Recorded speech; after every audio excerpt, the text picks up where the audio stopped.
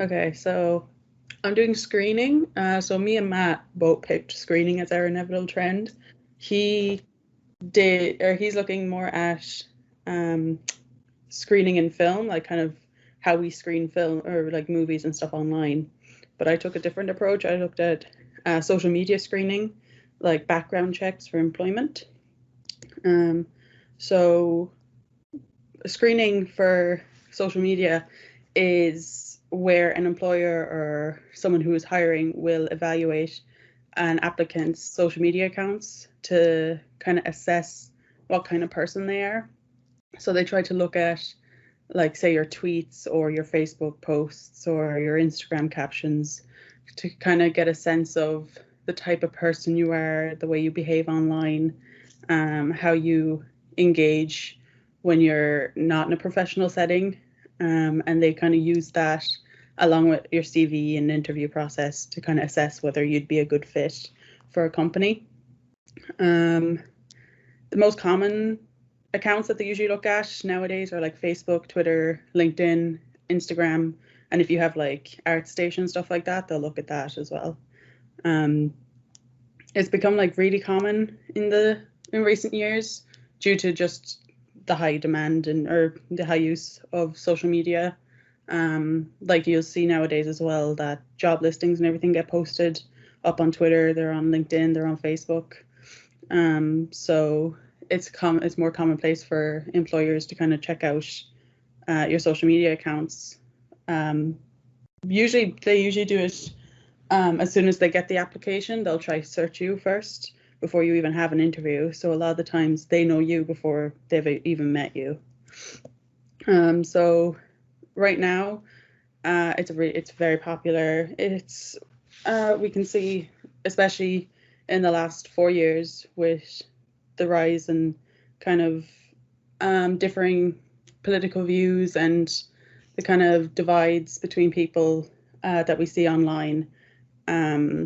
And it's a lot more commonplace to kind of want to find out what type of people the employer is hiring, because you have to look out for problematic behaviors, or if the person who's applied has ever partaken in any harmful like speech or acts or anything. So nowadays it's pretty much expected that an employer would be looking at our accounts prior to meeting us or prior to hiring us to see who we are. So it's urged that you have to kind of be professional at all times, despite it being a kind of personal account, especially if you don't have your accounts privated. So they kind of invite you to, or not invite you, they kind of tell you that you should always be mindful of what you're posting online, what you are saying, who you're adding, what trends you're partaking in, just in case, because it can always reflect back on you. Something you did as like a 12-year-old online could reflect on you when you're a 22-year-old graduate looking for a job. So as it stands now, they're always looking at our characteristics, our behaviors, how we act, how we engage with people. They're looking out for any potential red flags that could be up. But there's also like a lot of issues with screening as a part of the application process, where they're taking personal accounts and using them as a professional way of judging, where there's a lot of ethicality issues with that. Like you can't, it's a bit unfair to judge people on how they are in their downtime as a way to see how they would be in a professional setting, because we're all different when we're in our jobs. Like we are able to put on professional fronts, and we are all entitled to our freedom and our way to relax, and having like personal social media accounts is a way of relaxing for a lot of people. It's their own thing. So there's a kind of gray area when you bring up screening as a method of tracking employment history, because it's tricky to decipher whether it's a good or bad thing. And there's a lot of legality issues that come for businesses, especially like HR issues, when a company decides to look into screening for the application process, because the company can become liable for a lot of discriminatory issues. Say if they hired someone who had a history of using harmful speech online, but they had funny content, so the employer kind of had a bit of favoritism towards them.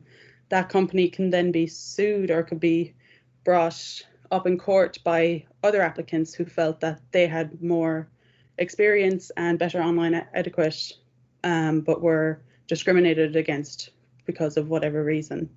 So there's a lot of big issues that can come from using screening, but it's still used because it's a very easy method for them to get insights into your accounts.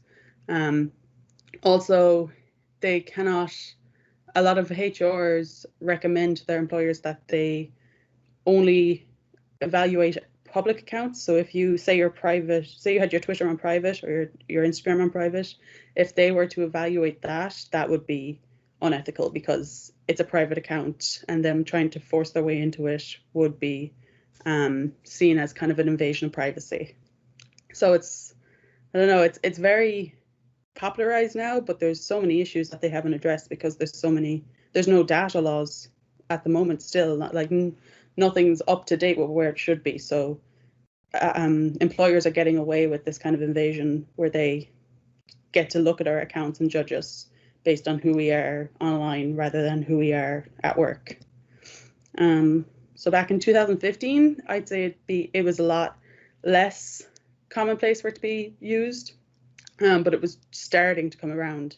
When I was looking it up online, there weren't a lot of, or most of the sources I found were posts being like, "What is screening? How can we use it?" So it was pretty new in use. So back in 2015, we would have started to see the rise in kind of the divide between political views and the rise in kind of conflicts online. So it would have started, so 2015 would have been the kind of catalyst for pushing for more background screening, because that's when a lot of people's past problematic actions were starting to be brought up and found. So a lot of companies around 2015, 2016 were starting to implement background screenings into their application processes. The ones they were looking at primarily were Facebook and Twitter and LinkedIn, obviously. And then they weren't really looking too deep into it, so they were just kind of checking out what you were doing, like what kind of tweets you were posting, what kind of Facebook statuses you were posting, but they weren't like delving too far into your account. They weren't actively searching to see if you had used certain words or said certain things or posted certain pictures. They were just kind of doing a glance and then moving on, which would have been the start of it back in 2015, 16 times. And then from there on, it would grow to become what it is right now. Back then as well, there was no protocols really for how it should be conducted. HR wasn't really too sure. Employers kind of just did as they did. And we always, I remember my parents always being like, "Oh, be careful what you post, they're always watching." And I kind of shrugged it off. That's kind of the stage it was back then, where we didn't really have any idea just how normalized it would be for people to start looking at your social medias, and how careful we would have to be with it online. What screening could be in 2050, I don't like to try and predict things anymore because, a pandemic happened and I don't think anything is predictable anymore. But if I was to try and think about how background screening could be conducted in the future, I very much think, because right now it's done manually, it's done by someone who's in the hiring process. They kind of go through, maybe they have an assistant who goes through the accounts and makes notes. I don't think that's going to be the case by 2050. I think by then there's going to be nice algorithms in place where they have some code written that says if XY word shows up, mark -2 marks or post -2 marks. It's going to be some sort of AI coded algorithm that they will be able to search our names and get all the information in a millisecond. It's probable that there will be like character profiles pre-made of everyone, every working adult by this time. Like it's very likely that we'll have no privacy at all. That will be kind of on a canvas for anyone to look at any time. Especially by like what 40 to 30 years from now, we'll definitely only probably be catching up with privacy laws by then, with the rate that we're going. So it's most likely that there will be a big folder online of everything we've ever said, everything we've ever done, how we've acted in past jobs, that employers will be just able to click on and have all the information right there and then. So it's big scary, as I like to say, big scary. And it's going to be interesting to see how it advances. I know myself with my social medias, it's only been in the last like 3-4 months that I've really started to notice like industry professionals who like engage with my tweets and stuff. That's given me the big nerves. I've been very, very nervous about what I post online because of how many people I know follow me or how many people I can see my tweets. So I think especially for us now graduates or upcoming graduates, we have to start considering, do we want our accounts to be public? Should they be public? Have we conducted ourselves well online? Is there anything that we've done that is going to reflect badly? What can we do to make sure we have our best online presence available for employers to see? So I think trying to find that balance is going to be the most crucial part of the next couple of years of our lives as we kind of jump between jobs and try and find our dream jobs. So it's this big scary world. It's not a lot of fun to know that we're being scrutinized at any given point. As an action itself or as a trend, like background screening, in my opinion, is unethical. Well, not unethical, but I don't approve of it too much. I don't think it's a very fair way to judge a character on what they'll be like in a company. I understand why it's done.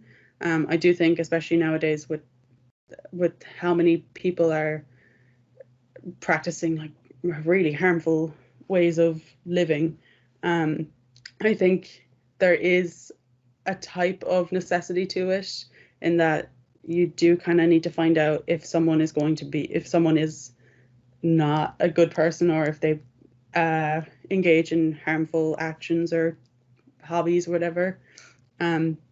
So I'm kind of gray on it myself. I do not approve of it, but I can see why it happens. And I'm hopeful that they will find a nice way to kind of move past the gray area of it and find a more ethical and more approved approach at determining or of doing online screening to see how people act online. Those are some of my references, and that is my presentation.